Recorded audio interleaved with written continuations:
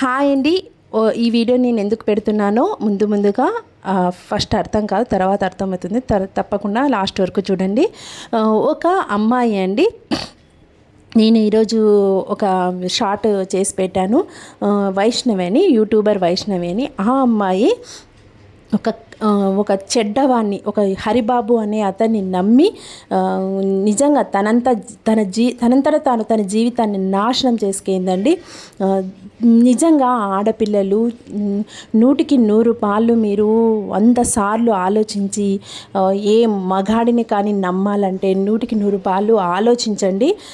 మీరు ఒక అడుగు ముందుకు వేసేటప్పుడు అది చెడ్డ దారిలో పోతున్నారనేసి మీకు తెలియదండి.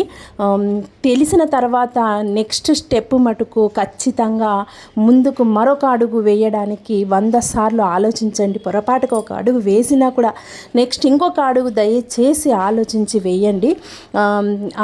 మగవాళ్ళు కానీ ఆడవాళ్ళు కానీ ఏ విషయంలో కూడా లవ్ మ్యారేజ్ విషయంలో చాలా జాగ్రత్తగా ఆలోచించాలండి.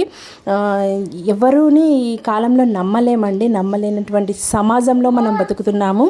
ఎలా అండి, అలాంటి చిన్న పుత్తడి బొమ్మలా ఉందండి. 8 నెలలే అయ్యిందంట ఇంకా పెళ్ళయి. నేను పొరపాటుగా 2 ఏళ్ళు అని చెప్పాను.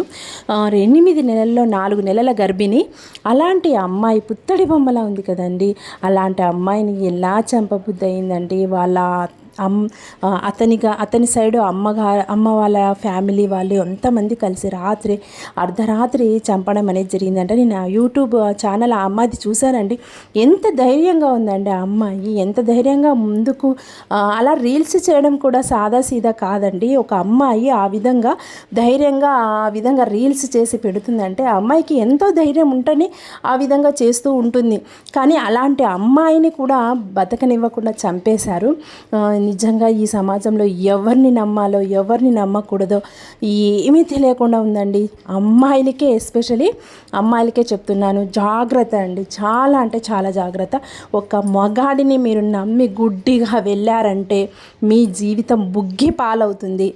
ఎంత చెప్తున్నానో వినండి. ఒక పెద్దవాళ్ళు మీకు మంచిగా చెప్తారు. మీ యొక్క అమ్మమ్మ కానీ నాన్నమ్మ కానీ వాళ్ళ మాటలు 100కి 100 పాలు చెవిలో వేసుకొని ముందు స్టెప్ వేయండి. నిజంగా అరేంజ్ మ్యారేజెసే బెటర్ అండి. 100కి 100%. ఏమైనా ప్రాబ్లమ్స్ వస్తే మనం పెద్దవాళ్ళకు డేర్గా చెప్పుకోగలం. అదే లవ్ మ్యారేజ్ చేసుకుంటే ఎంత బతుకండి. ఆ బతుకు అస్సలు వద్దండి, ఎవరికి వద్దు, ఏ ఆడపిల్లకి కూడా వద్దు. దయచేసి ఆడపిల్ల నా మాట కొంచెం విని నీ యొక్క జీవితాన్ని 3 పువ్వులు 6 కాయలుగా సరిదిద్దుకో. ఓకేనా అండి? నేను ఇంకా అంతకంటే ఏం చెప్పలేను. అస్సలు ఆ పాపని చూస్తుంటే నాకు కడుపు తరుక్కుపోతుందండి. ఎంత బాగుంది, ఎంత మంచిగా ఉంది. వాడు ఎలాంటి